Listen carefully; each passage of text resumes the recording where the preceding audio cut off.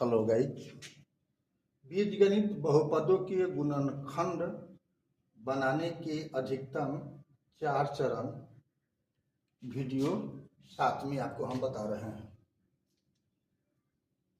पहला चरण, सबसे पहले कोई भी बहुपद हो अगर गुणनखंड बनाना है तो देखना होता है कि उसमें उभयनिष्ठ पद क्या है, कॉमन पद क्या है। तो जितना भी पद रहेगा, जब गुणनखंड बनाना है तो हर हाल में कम से कम 2 पद रहेगा, 2 से अधिक पद भी हो सकता है।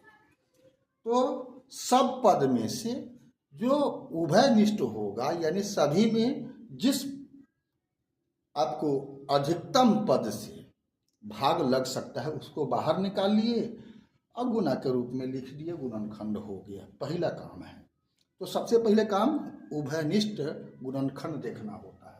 दूसरे में, यदि पहला चरण में न्यूनतम गुणनखंडन अपूर्ण रह गया, यानी कॉमन लेने के बाद भी अगर वह टूट सकता है तो उसको तोड़ना होता है। ठीक है। अगर इससे भी काम नहीं चल रहा है, ऐसा बहुपद है कि डायरेक्ट न उसमें कोई कॉमन है, कॉमन भी है और कॉमन नहीं है, अगर है भी तब डायरेक्ट किसी सूत्र पर नहीं है, तो उसको रूपांतरण करना होता है।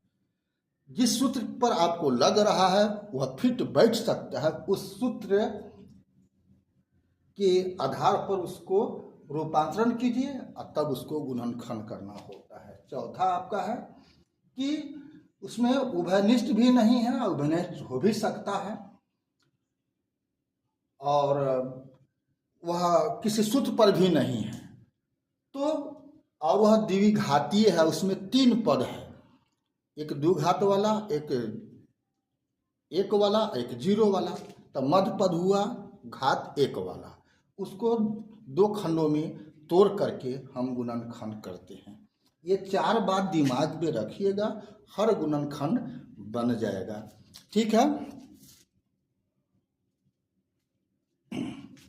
अगर इस सब के बावजूद आपको असुविधा होती है तो क्रम बाय क्रम हम फिर वीडियो 8 भी बनाएंगे, वहां पर सब बात समझ में आ जाएगी। मेरे कहने का मतलब है, थोड़ा सा हम उदाहरण दे देते हैं। XY² प्लस X² Y है, तो इसको गुणनखंड बनाना है तो हमको दोनों में कॉमन देखना है। तो कॉमन क्या होगा? न्यूनतम घात वाला या अधिकतम घात वाला, न्यूनतम घात वाला। तो यहाँ x है, यहाँ X² है तो x कॉमन हो जाएगा।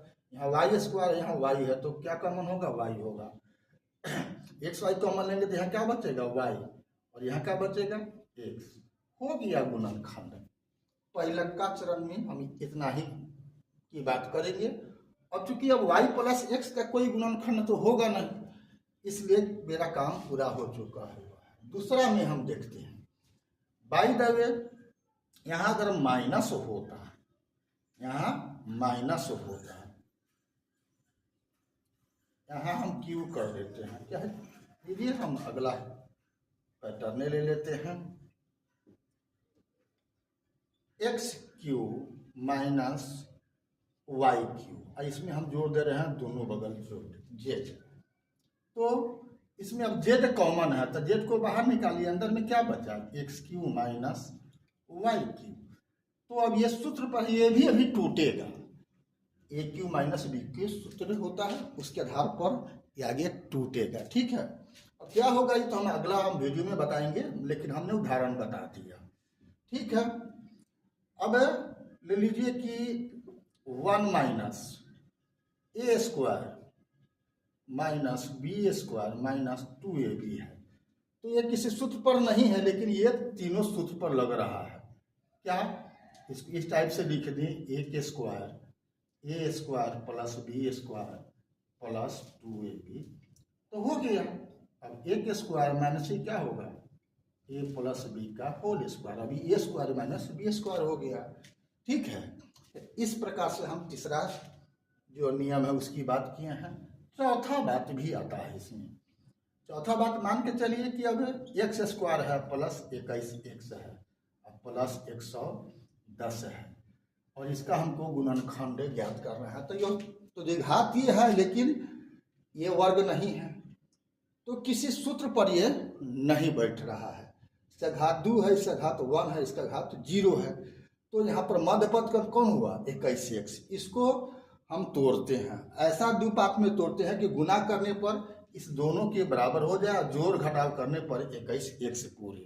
ठीक है, तो इसका यानी बस यही 4 विधियां ही आपको है और सूत्र याद आपको है तो हर सवाल का निदान हो जाता है।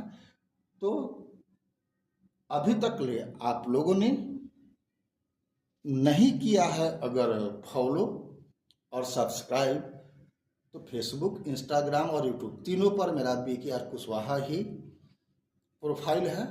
आप फेसबुक, इंस्टा पर फॉलो कर दें और यूट्यूब पर सब्सक्राइब कर दें। और कोई भी सवाल होता है तो आप कमेंट में करें, आपके सवाल को मैं जवाब दूंगा, वीडियो में ही बना के आपको मैं दूंगा। ठीक है, फिर मिलते हैं अगला वीडियो 8 में। तब तक के लिए जय हिंद, जय जगत, जय भारत।